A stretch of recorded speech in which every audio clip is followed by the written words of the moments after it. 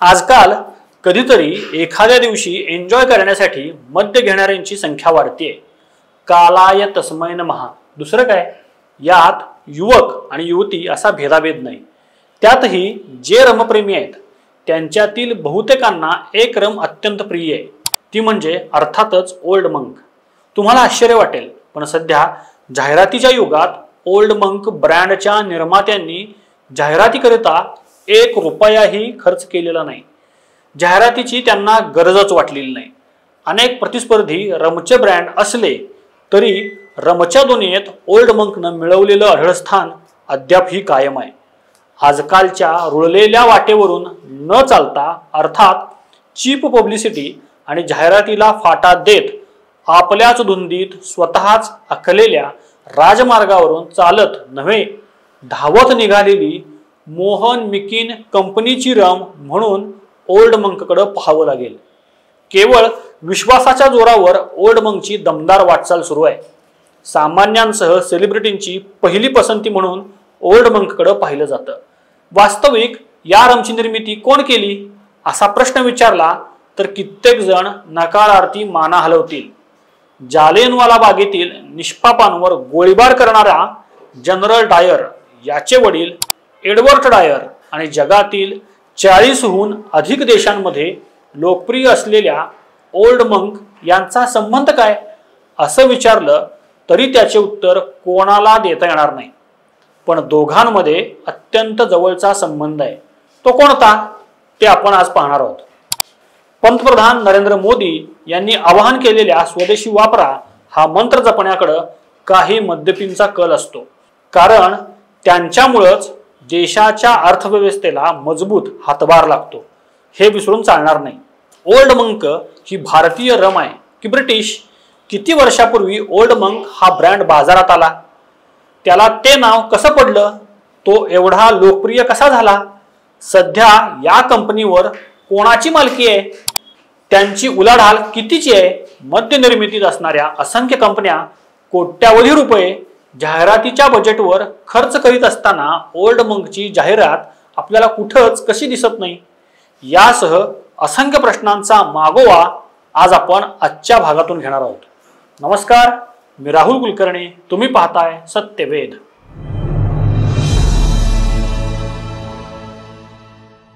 तुम्हाला जनरल डायर हा इंग्रजी अधिकारी माहिती आहे। आपण शालेय पुस्तकात जालियनवाला बाग हत्याकांडचा इतिहास पाहिलाय, वाचलाय। तर या जनरल डायरला जन्म देणारे एडवर्ड अब्राहम डायर हे 1820 साली इंग्लंड येथून काही विशिष्ट हेतू ठेवून भारतात आले। भारतामध्ये मद्याची फॅक्टरी काढावी अशी त्यांची इच्छा होती, कारण ब्रिटिश अधिकारी आणि कर्मचारी यांना मद्य पिण्याची आवड होती।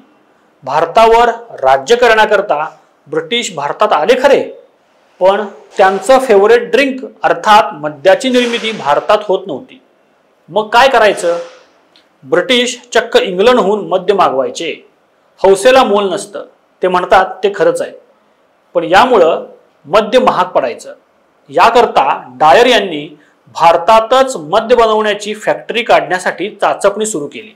याकरता त्यांनी भारतातील बहुतांशी राज्य पालथी घातली। अखेर 1854 साली त्यांना हिमाचल प्रदेश इथं कौसोली हे ठिकाण पसंत पडलं। त्यांनी तिथं बियर बनवण्यासाठी फॅक्टरी काढली। तिथं लोकसंख्या देखील कमी होती आणि परिसर शांत होता।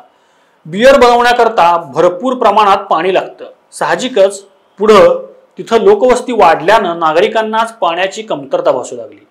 कालांतरानं एडवर्ड डायर यांनी बियरची फॅक्टरी सोलम येथे स्थलांतरित केली। तिथून जी बियर निर्माण झाली त्याचं नाव होतं लायन। त्या बियरची चव ब्रिटिशांना पसंत पडली। मग काय विचारता, डायरनं एका मागोमाग एक मद्य फॅक्टरी काढल्या। प्रारंभापासून त्यानं रमचा दर्जा उत्तम ठेवला। साहजिकच त्याच्या व्यवसायाचा व्याप वाढत चालला। आता कंपनी काढली, पण त्यानं नामकरण अद्याप केलेलं नव्हतं। अखेर 1855 साली डायरनं आपल्या कंपनीचं नाव ठेवलं डायर ब्रुअरी। आता या नावाखाली लायन बियर भारतात सर्वत्र उपलब्ध झाली। 1864 साली डायरच्या घरी पुत्ररत्न झालं। त्याचं नाव ठेवलं कर्नल एडवर्ड हॅरी डायर। याला भारत जालियनवाला बाग हत्याकांडाचा कसाई म्हणून ओळखलं जातं। हा शिक्षणासाठी परदेशात गेला. पर्यायानं एडवर्ड डायर यांना व्यवसायाचा व्याप सांभाळणं अवघड झालं. दरम्यान 1886 साली ब्रिटिश उद्योगपती H.G. मेकन यांनी डायर ब्रुअरी कंपनी विकत घेण्याची तयारी दर्शवली. त्याला एडवर्ड डायर यांनी संमती दिली. कालांतरानं जालियनवाला बाग हत्याकांड झाल्यानं डायर हे नाव बदनाम झालं. त्याचा फटका डायर ब्रुअरी या कंपनीला बसला. पण मेकन हा हुशार होता. त्यानं कंपनीचं नाव बदललं आणि ते डायर मेकन ब्रुअरी. याचा परिणाम असा झाला की कंपनी निर्मित बिअरची विक्री जोरात सुरू झाली. 1947 साली भारत देश स्वतंत्र झाला. आता डायर मेकन ब्रुअरी या कंपनी पुढे प्रश्न पडला की आता भारत सोडून जावं लागणार असल्यानं कंपनीचं काय करायचं. त्याकाळी एक भारतीय उद्योगपती नरेंद्रनाथ मोहन यांनी ही कंपनी विकत घेण्याची तयारी दर्शवली आणि खरेदी व्यवहार पूर्ण केला. आता ही कंपनी पूर्ण भारतीय बनली. 1950 पर्यंत डायर मेकन ब्रुअरी कंपनी मार्फत बियर आणि व्हिस्की तयार करण्यात येत होती. पण काहीतरी नवीन करायचं या हेतूनं नरेंद्र मोहन यांनी 1950 साली कंपनीनं ओल्ड मंक या नावाची रम बाजारात आणली. तुम्ही म्हणाल की रमचं नाव ओल्ड मंक कसं पडलं? ब्रिटन येथील एक मंक यानं मोहन यांना रम कशी तयार करायची हे सांगितलं असं म्हणतात. पण तेच नाव का दिलं याबाबत अधिकृत माहिती उपलब्ध नाही. सर्वप्रथम केवळ सैन्य दलासाठी या रमची निर्मिती करण्यात आली. मिलिटरी कॅन्टीनमध्ये आज देखील ओल्ड मंक रम मिळते. ओल्ड मंक ही डायर मेकन ब्रुअरी या कंपनीच्या माध्यमातूनच विकली जात होती. पण त्यामध्ये डायर हे नाव होतं जे जालियनवाला बाग हत्याकांडाची आठवण करून देत होतं. याकरिता नरेंद्र मोहन यांनी कंपनीला नवीन नाव द्यायचं नक्की केलं आणि मोहन मेकन लिमिटेड असं त्याचं बारसं झालं. वडिलांच्या मृत्यूनंतर वेद रतन मोहन हा त्यांचा मुलगा कंपनीचे व्यवहार पाहू लागला. कोणत्याही मद्यप्रेमींना तुम्ही विचारलं की तुझी फेवरेट रम कोणती तर 95% जणांकडून तर उत्तर येईल ओल्ड मंक. सामान्यांना ही रम आवडतेच पण असंख्य श्रीमंत मद्यप्रेमींची पहिली पसंत ओल्ड मंकच आहे असं दिसून येतं. मध्यंतरी रजत शर्मा यांनी अभिनेते मनोज वाजपेयी यांची आपकी अदालत या त्यांच्या लोकप्रिय कार्यक्रमात मुलाखत घेतली होती. त्यामध्ये मनोज वाजपेयी काय म्हणाले तुम्ही प्रत्यक्ष त्यांच्याच तोंडून ऐका. मनोज जी आपने सारी बात बता दी, असली बात बोल कर गए. महेश भट्ट साहब ने आपके लिए एक विस्की की बोतल खोली थी. देखिए मैं था फुकरा, हम लोग ओल्ड मंक पीने वाले लोग.